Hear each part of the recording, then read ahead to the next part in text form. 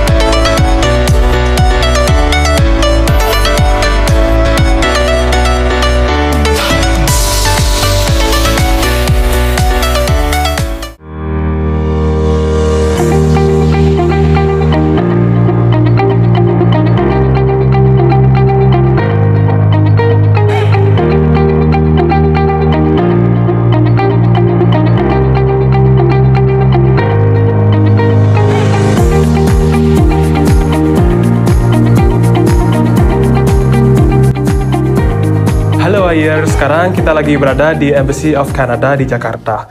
Nah, di sini kebetulan sekali aku juga bersama Bapak Fajar yang sudah menjadi bagian dari Embassy of Canada selama berapa tahun, Pak? 21 tahun. 21 tahun. Nah, Bapak Fajar ini merupakan bagian dari Public Affairs di Embassy of Canada. Nah, Bapak Fajar, saya izin nanya nih, karena kita sedang merekam untuk teman-teman HI nih yang berada di Udayana dan di Bali. Kan Bapak ini bagian dari embassy yang merupakan salah satu mimpi dari teman-teman HI. Nah, mungkin Bapak bisa kasih sedikit highlight dari perjalanan Bapak, bagaimana sih bisa menjadi bagian dari Embassy of Canada ini?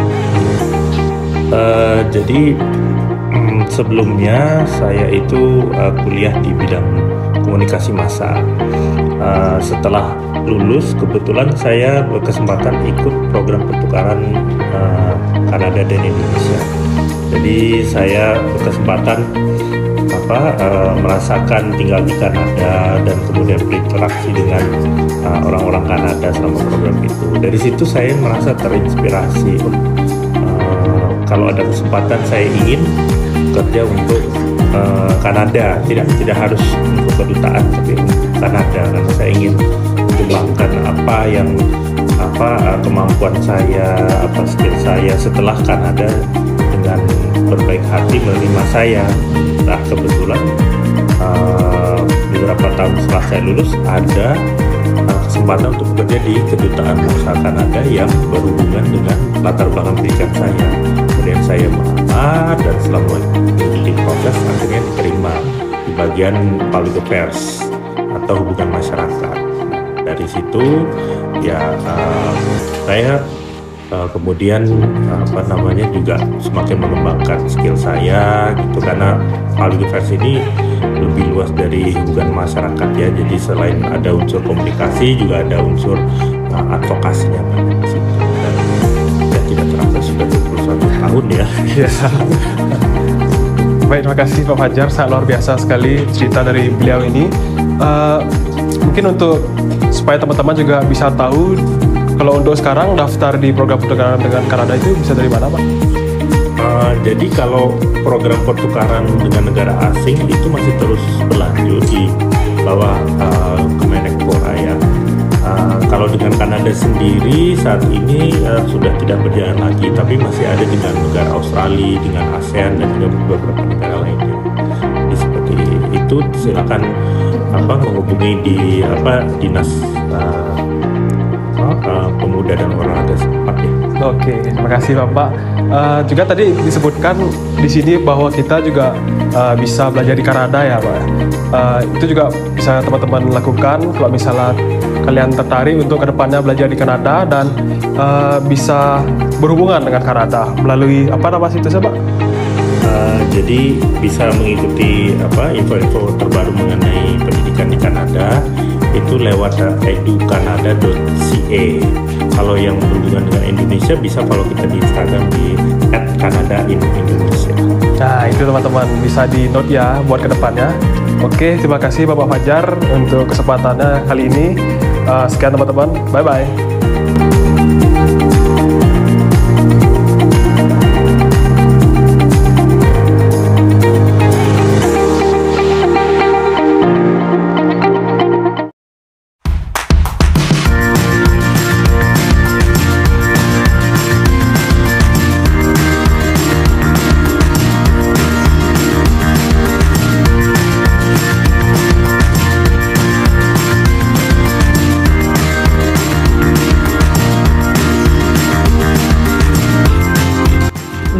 Hi, Hires. So we are now in the embassy of the only country in Southeast Asia that has the opportunity to help the Taylor Swift concert, the embassy of Singapore.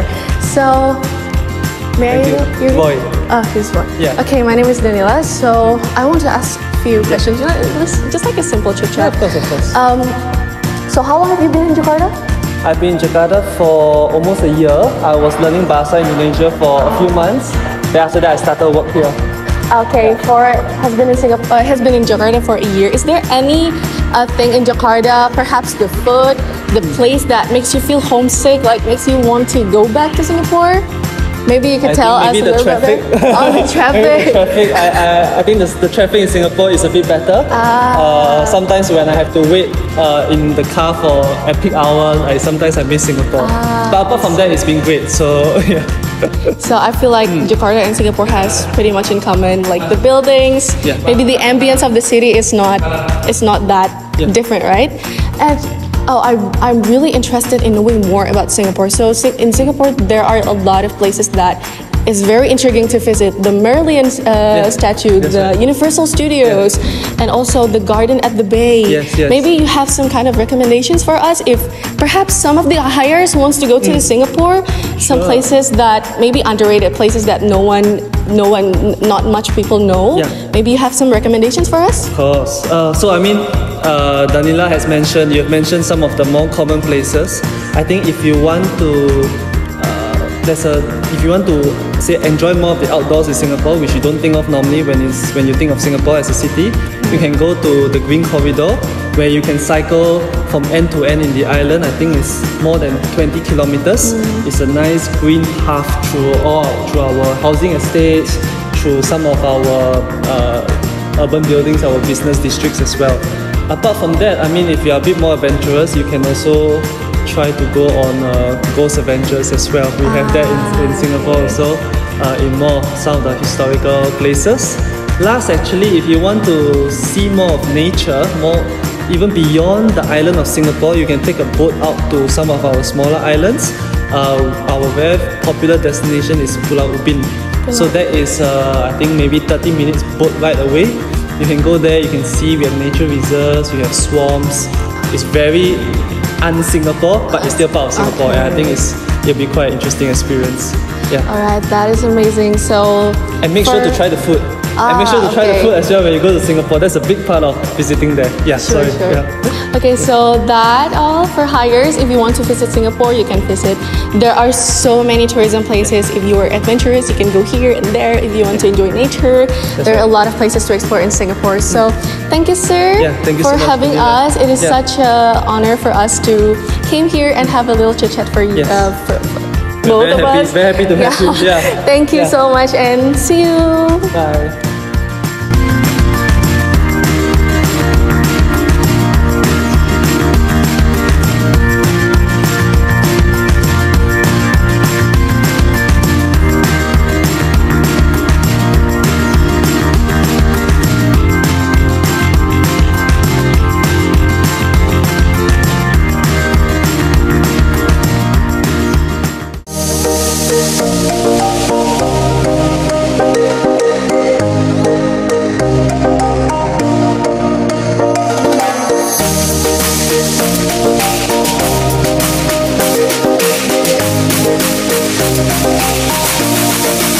Halo semuanya, kembali lagi.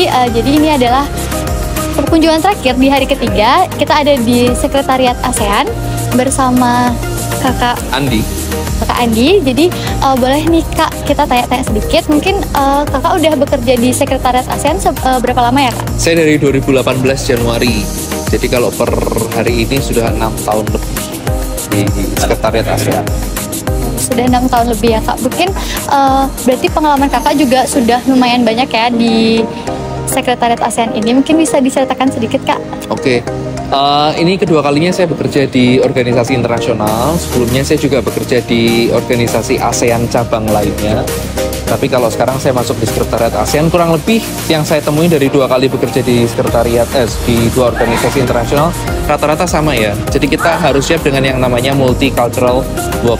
Karena kita kan nggak hanya bekerja dari latar belakang yang sama, kita bukan hanya dari satu negara yang sama, bukan dari satu suku atau bangsa yang sama, tapi bagaimana kita bisa berelaborasi, kolaborasi dengan teman-teman kerja dari 9 negara yang lain kalau di ASEAN kayak gitu. Mungkin kelihatannya sepele, mungkin kelihatannya sederhana, tapi ternyata tantangannya juga besar. Ya, itu sih paling yang paling kerasa banget kalau kita bekerja di ASEAN atau organisasi internasional tuh lebih ke multiculturalnya aja di working environment-nya. Kalau misalkan mungkin teman-teman dari yang nonton vlog ini Kak, mungkin mereka tertarik nih untuk daftar atau magang atau kerja di Sekretariat ASEAN, mungkin ada tips-tipsnya Kak? Nomor 1, sering-sering buka websitenya ASEAN, www.asean.org, karena semua opportunities untuk bekerja di Sekretariat ASEAN, bukan hanya pekerjaan, bahkan kesempatan magang dan juga kesempatan-kesempatan yang lainnya seperti beasiswa, itu kita selalu posting di situ. Jadi kalian buka aja di website websitenya ASEAN, scroll down paling bawah ada yang namanya opportunities, itu diklik. Kesempatannya selalu terbuka setiap 2 minggu sekali, saya bisa bilang. Jadi harusnya itu bisa jadi peluang juga buat teman-teman di luar sana. Kalaupun ada tambahan sedikitnya adalah memang kami sebagian besar mengutamakan bagi yang sudah punya pengalaman kerja sebelumnya. Meskipun itu tidak sifatnya mutlak ya. Menurut saya terus dibuka aja, dicek, di-apply, siapa tahu itu jadi rezekinya kalian. Oke, mungkin sekian dulu Kak. Terima kasih untuk waktunya, maaf untuk menunggu waktunya. Sama-sama. Terima kasih, mungkin dadah. Sukses.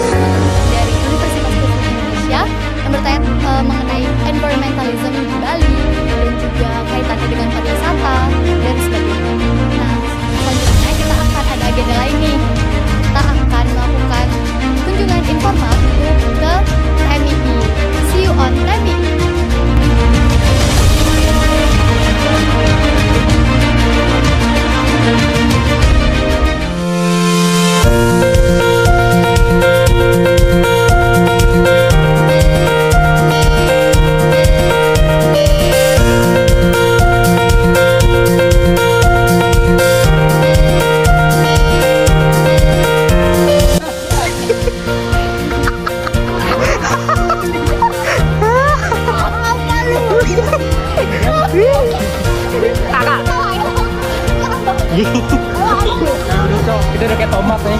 Top. Kayak kakak ngatain lah, tomat.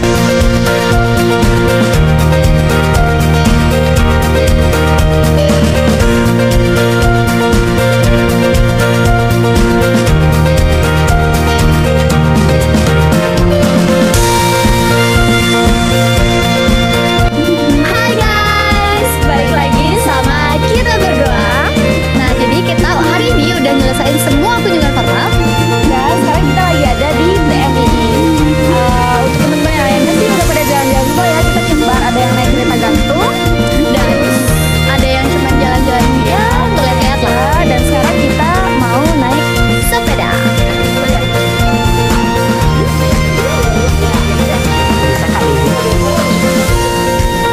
Ikutin terus ya keseruan kita berdua. Bye-bye.